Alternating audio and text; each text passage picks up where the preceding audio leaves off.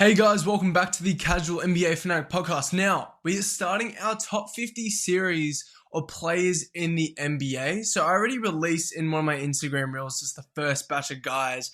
But those are the guys that we're going to hit off in this next bunch. We have numbers 50 to 46. So the first 5 guys, this is going to be a series that is done within 10 quick episodes. We're going to be hitting them up pretty fast. And we're going to be releasing them maybe 1 to 2 of these a week. As then we head into what will be about team discussions towards the back end of this offseason. But this is one of the most fun mental exercises you get to do as a basketball fan. And for me, I didn't put as much thought into this as I did last year, but to me, it was pretty clear cut to make this list. And in terms of just the amount of talent in this league, it's absolutely phenomenal. Like when you actually go through it, like my number 50 guy was a guy that was on the All-Star team very convincingly. And so in terms of just the value of those guys, and like in terms of the emissions, like the guys who didn't even make my top 50, and just to hit them off, like De'Aaron Fox, LaMelo Ball, Zion Williamson, none of those guys are in my top 50. So in terms of just the talent pool to select from, it's absolutely incredible. And now for my list, like I know I haven't really talked about my criteria too much. I won't get into too much of it because I think people just care about where people rank on the list regardless. But it is dependent on just your overall talent as a player and how much value, aggregate value that you provide to a team. That is the first component. Then you go into versatility and matchup dependence. So how you work against different levels of matchups and how versatile your skill set is. And then number 3 is how good of a season you actually had. So in terms of achievements, how far you ended off in the season, how much you contributed to your team's success within the past year of basketball. Number 4 is about portability, how you in theory go towards different how you slot in and plug into different scenarios and situations with your skill set, kind of a bit of a mix with the versatility. And then number 5 was just about a durability argument. So just how much you're on the floor, how much you can trust that you're on the floor. I know you have freak injuries where, the Achilles tear, that usually tends to list plays out for a whole year, but historically, in terms of consistent durability, how much can we actually trust you? Now, starting our list, though, we'll just get straight into it. At number 50, we have an all-star in Brandon Ingram. Now, Brandon Ingram, last season, 21 points, 6 rebounds, and 4 assists. And this was the leading scorer of a top 5 seed in the East, plus, again, the all-star campaign, which I think for the injury, he was a shoo-in selection there. But this is one of the best pull-up jump shooters on the planet, and that is this guy's individual superpower. Out of 65 players in the NBA to attempt at least 250 pull-up jump shots, that's a big pool of players. This guy ranks 3rd in field goal percentage just in general. And obviously effective field goal percentage, when we add that into it, it's a little less because the pull-up 3 just isn't part of his arsenal. But in terms of mid-range efficiency as a pull-up shooter, this guy is absolutely top-tier elite. And there are only 2 guys in general that were in front of him on this list, and that was KD and Shai Gilgeous-Alexander. And Ingram, again, 46.4% on all pull-up jump shots. This is a top 5 mid-range scorer in basketball. And I'm not even just running through the numbers. We're just talking about what he brings as a talent. We're talking about peak elevation. We're talking about a release point that is so high and unguardable. We're talking about a rangy frame, which he uses to attack those spots and hunt sneaky angles to get as much penetration as he can. We're talking about an absurdly tough angled shot maker that really puts it all together, and it plays into his off-ball value on the floor and the little bits of gravity he can actually provide when he's curling onto the elbows. This dude, again, plus playmaker relative to his position. Not as good as it was last year, but in terms of just his actual superpower, it's going to be the actual shot making. And just in theory, how that can transition to any sort of scenario that you actually plug him into. He's going to be a 20-point scorer in basically any situation that you chuck him into. Yes, he's not the fastest player, so he can't impact team pace as much. But in terms of just the value you bring as a pull-up shot hunter and a bailout shot maker, that is actually really valuable in this league. And he put it on, again, as a leading scorer for a playoff seed. Obviously, the postseason was terrible, though. That is why he ranks down at 50, despite the campaign he put together. We're talking about 12 points and 2 assists and a very limited first-round showing against Cleveland. Terrible production, no matter what way you want to put it. And obviously, the injuries, again, this lingers into the durability argument. This dude's been plagued throughout his entire prime with just nagging injuries continuously. Routinely struggles to get over 40 games sometimes, and obviously he played 77 games in the regular season this year, but in the postseason they raked when it actually mattered most.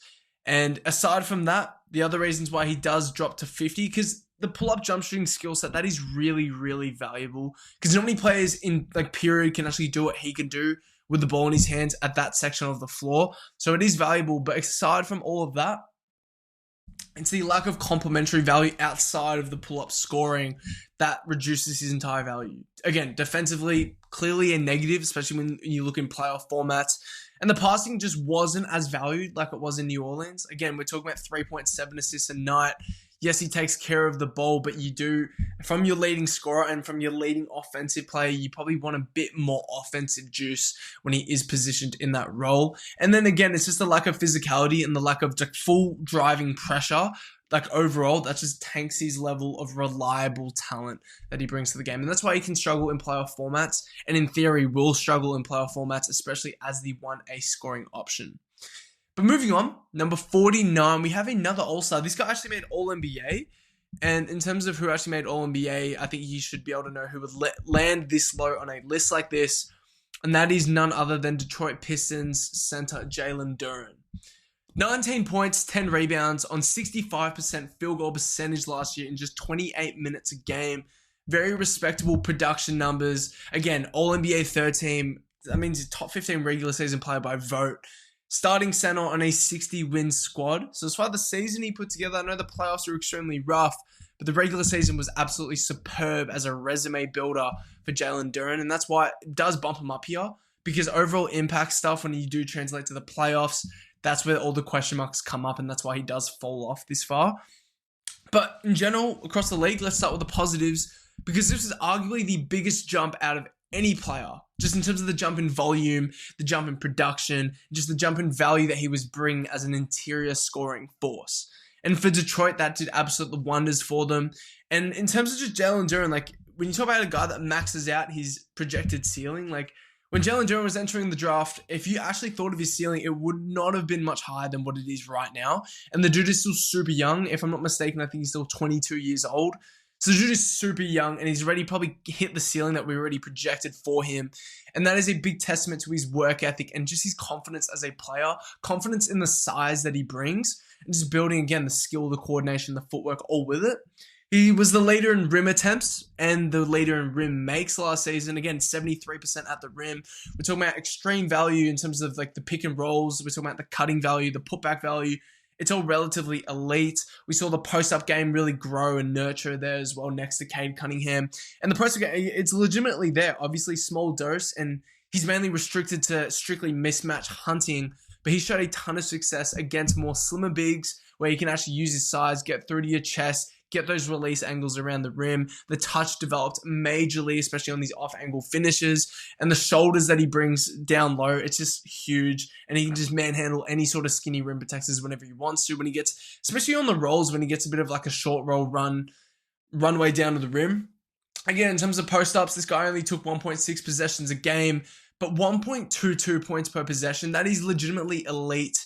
That's in the high 80s percentile. And in terms of an efficiency basis on a possession-by-possession basis, he was a more efficient post-up player than Nikola Jokic, Joel Embiid, and Giannis Antetokounmpo last year. That's legitimately the season that Jalen Duren put together with a shitty spacing roster regardless. I know the playoffs were terrible, and we know the limitations he brings because of the lack of offensive versatility. Again, he's not overly fast with the ball in his hands still to this day. Still relatively uncoordinated as a perimeter ball handler. Very limited as a passer. Defensively, not very rangy, lengthy. So he's not going to be super impactful there. We all get those drawbacks, but what he actually put together for us this season, and his specialty trait as an interior finisher was legitimately awesome. Playoffs, again, don't even mention it again, but 10 points and 8 rebounds on 50% field goal percentage in his role is pretty terrible. And against a matchup like Orlando, you couldn't have picked a worse matchup for him individually. And that's where all his physicality just went out the window. Obviously, we know Detroit's in the negotiation talks, and it will be hard not to offer him at least what is considered a max level contract. Just from the season that he put together and the age that he's at, I know the ceiling can't be much higher than what it is now. But from what he put together, you have to believe a little bit in the Jalen Duren talent. But moving on, number 48, we move on to a center who is way more offensively limited. And he might be a top 3 defender in the NBA, and that is Rudy Gobert. And he lands, again, 48. he averaged 11 points, 11 rebounds, and 1.6 blocks a game on 68% field goal percentage. That was league leading target. Fourth in defensive player of the year voting, all defensive first team. Again, still a top 3 defender in the league. Someone that you could argue as much up to number 2 as the second best defender going around. And that probably is put together from what he actually did in the playoffs as a one-on-one defender. But again, we're just talking about an elite package, and we talk about this year in year, but it's an elite package that hasn't died down of just mobility, elite instincts, elite timing, elite vertical and physical deterrence at the rim, and then it's absurd rebounding, just, again, footwork as a defender against any post bigs. We saw that against Nikola Jokic down low. We saw the footwork even to be able to keep up with Victor somewhat in that second round series.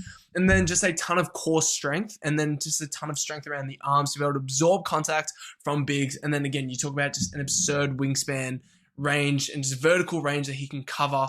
The dude's an absolute freak. And when you talk about a switcher, he's a plus switching big man in the NBA, no matter what anyone wants to say. Again, the footwork, the lateral quickness, and the lateral movement, the lateral anticipation, the instincts, it's all completely there. And when you talk about efficiency-based defenders, there aren't many better than Rudy Gobert in terms of baiting the least quality shot possible whenever he's on the floor. When he's guarding pick and roll, when he's guarding bigs, just any scheme that you actually put him in, he's going to actually limit teams to take the worst quality shots every time down the floor. That is the value with Rudy Gobert. That's why he lands here over 20 and 10 guys like Jalen Duren, why he lands over here over, elite pull-up jump shooters, all-stars, 20-point per game guys. That's why I have Rudy Gobert up this high. Maybe it's a bit of an overrated feeling here. But in terms of just the value, again, as a matchup defender, we talk about Rudy as the best team anchor on the planet in terms of as a team defensive rim protecting captain. Talk about it all the time, but in terms of the value as a matchup defender, one-on-one against bigs, again, we just saw it against Jokic in the first round where Jokic struggled immensely getting any sort of one-on-one scoring opportunities. And that is where Rudy Gobert is so special. And in terms of just what he brings in terms of offense, we know the weaknesses are well documented there. Again, no offensive versatility, next to no production offensively as well. Just bad hands, uncoordinated feel. And except for being a pretty good screen setter just because of the size and the technique that he brings, there really isn't anything else to draw on offensively, because even the putback value and the offensive rebounding value, that's even questionable because the hands are so bad. But in terms of what he actually brings defensively, that is this guy's mega power. And in terms of just as a luxury for any team to build upon, if Rudy Gobert is your third best player, you're going to be a pretty good regular season team every single year. And you're going to be at least around that 5 to 10 team defense, regardless of who's around him. We saw it in Utah, and obviously he's older now, and the mobility has sunk a tiny bit, and the athleticism has sunk a tiny bit. But we saw it in Utah when he was around just terrible defensive talent around him, still able to just lift up top 5 defenses. And for Minnesota, he's done it for a few years now. And when he's on the floor, this defense is elite. And that is really all you can ask for. And that is why he actually lands here. Just the luxury he brings you as a defensive captain. Number 47, though, 2 more for today. The guy that we haven't seen play for a year. We have Damian Lillard here at number 47. Last time we saw Damian Lillard play, the production stats were very tantalizing. 25 points, 5 rebounds, and 7 assists a night on 55% effective field goal percentage. Very, very efficient in the aggregate form. Again, all-star campaign last time we saw him. Obviously, the Achilles is definitely taken down a huge notch. When I did this ranking last year, I'm a big believer in Dame's offensive value still to this day. And, I would have had him around the late 20s last year, maybe around the 27, 28 spot in the NBA. But this, obviously, the Achilles injury has taken him down a lot because we can't anticipate him to come back at least at the same level that he was at before. We just can't. Again, this isn't a super athletic point guard off the bat before his injury, so we can't expect him to be this super athletic bounce back point guard when he comes back. And yes, again, I'm starting with the weaknesses, the injury, but then also just the age and the athleticism has regressed and declined, and that has led to a decline in the explosiveness as a scorer. But for Dame, his case, depending on how you value his shot making and just how you value the pick and roll reliability and the scoring firepower that he can bring you out of that 2-man game, depending on how you value that, Dame can actually scale really highly against any of these guards in the NBA still. When you compare him to guys like Darius Garland, LaMelo Ball, De'Aaron Fox, Darius Garland, all those offensive-oriented guards, this dude's scoring power is above all of those guys to me still. or at least from the last version we saw of Damian Lillard. Again, this is a big forecast. And then obviously defensively, yeah, it's a lot to swallow, but in terms of just what the dude provides you, offensive value-wise, again, he's not the most active off-ball guy, but the dude's one of the best shooters in the NBA, just clear-cut anyway. So that's on and off-ball value in itself. Still a plus passer. Again, 7 assists a night last time we saw him. A strong frame, low to the ground for a guard.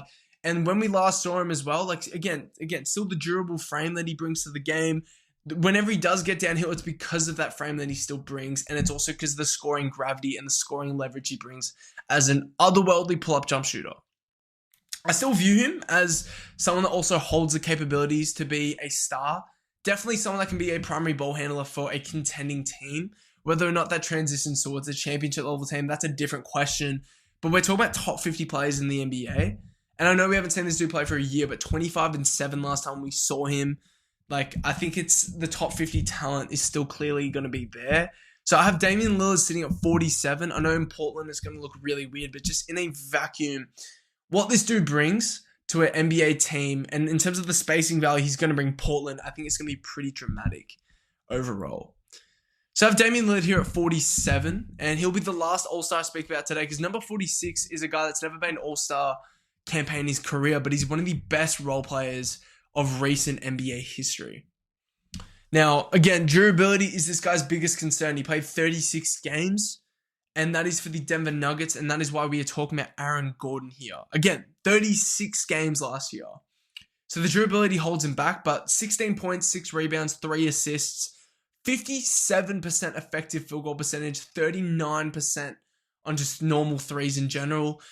This dude's become one of the best shooting forwards in the NBA full stop now, which is an immense revelation for this Denver Nuggets offense. And then you still talk about the overall value as an interior finisher. Again, less vertical athleticism, but he brings a ton of physicality down low, still a ton of footwork, still a ton of mobility, and just the power game is still there for him. And if it wasn't for the health concerns at this point in time with AG from the past 2 seasons, you could argue Aaron Gordon just so much higher on this list, even up to, I'd say you could put him up nearly 10 spots high if you really wanted to argue it, if you cared about impact on winning teams. And in terms of his individual value to Denver's roster construction, again, this is a team built around 2 relatively unathletic guys in Jamal Murray and Nikola Jokic.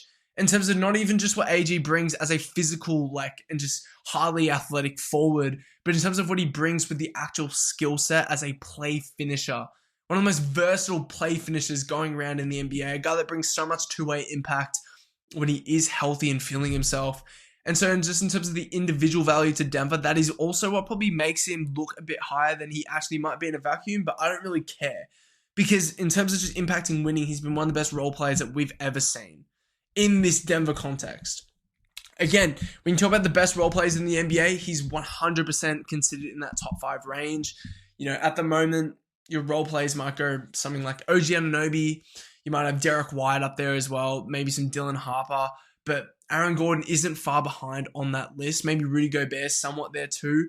But this is an elite off-ball talent next to Nikola Jokic. Again, it's the vertical spacing. It's the dunker spot timing. It's the roll man plays. It's the short touch shots that he can also hit off the roll.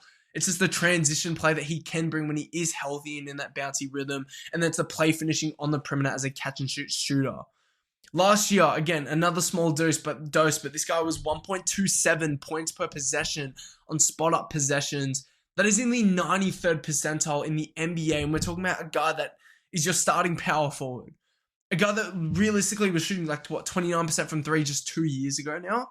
So in terms of just the work that this guy's put in, Aaron Gordon is one of the psycho competitors in the NBA for that fact. Again, he still has a post-up and a mismatch hunting dynamic. Again, the roll man stuff with that short touch, it is valuable because it just adds to his overall versatile package that he brings to a team, especially when we are considering this guy a 3rd star on a championship contending team.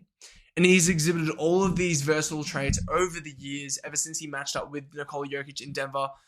He's one of my favorite players to watch in the NBA, and in terms of the mentality and the physicality and the aggressiveness that he brings, the tone-setting value, he's one of the best players in the NBA that you could add to your roster in terms of creating that foundation for real tough, intense championship thriving basketball.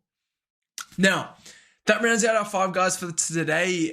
Just to list them off again, we had Brandon Ingram at 50, Jalen Duren at 49, Rudy Gobert 48, Damian Lillard 47, and then last up, Aaron Gordon at 46. I'll be hitting the next 5 guys relatively soon. I'll probably get into it within the next few days. I'm probably going to release it on Instagram and then make another podcast format.